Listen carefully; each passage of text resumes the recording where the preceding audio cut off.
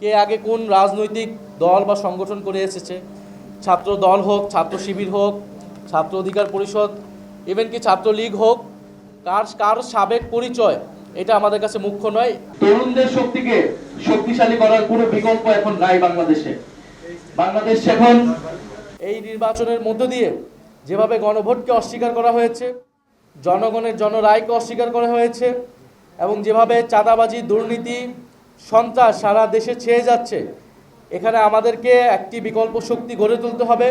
নতুন করে আবার কোনো আগের বন্দোবস্তে ফেরত দিতে যেতে পারি না। এখন পুরো সম্পূর্ণ আগের বন্দোবস্তে দেশ চলছে, আপনারা দেখছেন।